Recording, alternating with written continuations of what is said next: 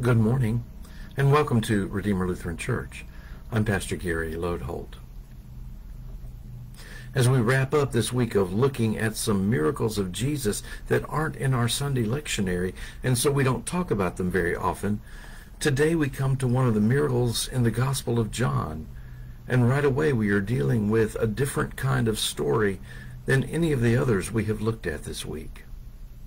In the Gospel of John, there are only 7 miracles mentioned, and they are all meant to point beyond themselves to something greater. In fact, John doesn't call them miracles at all, and instead he calls them signs. He tells us of these events because they are signs of who Jesus is, the very Son of God. Today we consider the story of the Pool of Bethesda. First, there is some controversy about the name of the place. I'm using Bethesda because it's more familiar to us, and because many hospitals choose this name precisely because of this healing story. Now here is the story. After this, there was a festival of the Jews, and Jesus went up to Jerusalem. Now, in Jerusalem, by the sheep gate, there is a pool called in Hebrew Beth Zatha,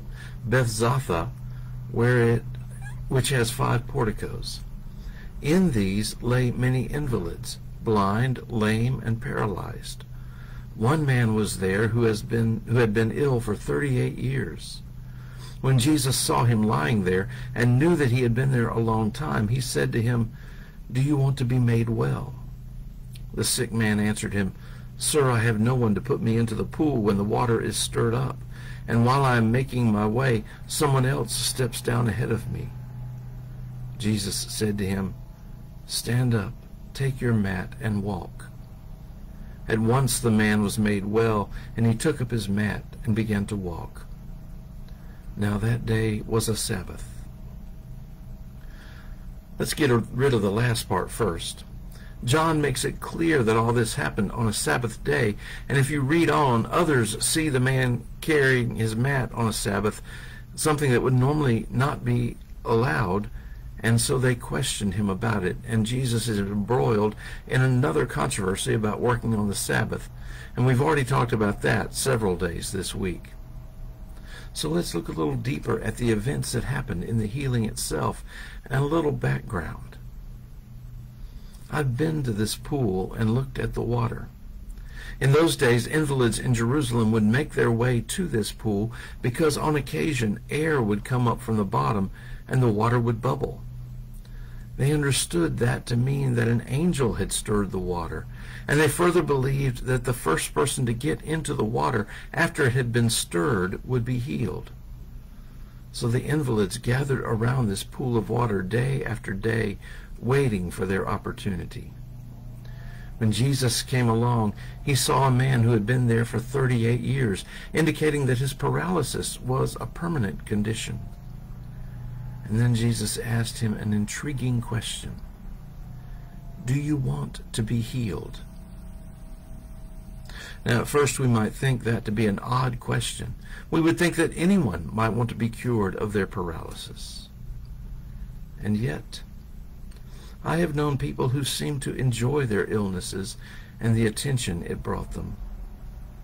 Countless times I have seen people suffering from homelessness or who come by the church for help who seem quite content to remain in their lifestyle. And then I look around at us and consider how content we are to remain complacent in our sinfulness, not seeking too much to change our ways. Do you want to be healed? Is an important question, not just for him, but also for us. The man replied that he did, but his difficulty in moving was such that when the water was stirred, someone else always beat him to the pool. And his answer to Jesus presupposes that it is impossible for him to be healed. In other words, he can only bemoan his predicament because he has some presuppositions about how he can be healed. He doesn't expect God to work then and there. Just like us. Sometimes we are so caught up in our certainties that we can't conceive that God might act, or that God might act in new and different ways. It never crosses our mind that God's vision might be grander than our own. We know the answer. We know what's possible. And so we never put ourselves trustingly in God's hands. But the good news is that none of that stops Jesus from helping the man, and none of it stops God from helping us either. Stand up, take up your mat, and walk, Jesus told him. And just so we are invited into new, enriched life as well. God acts on our behalf, and we are made new. We have a God of triumph.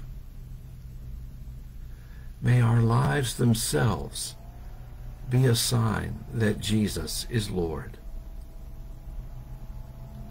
Thanks for watching, and remember to let this day belong to God.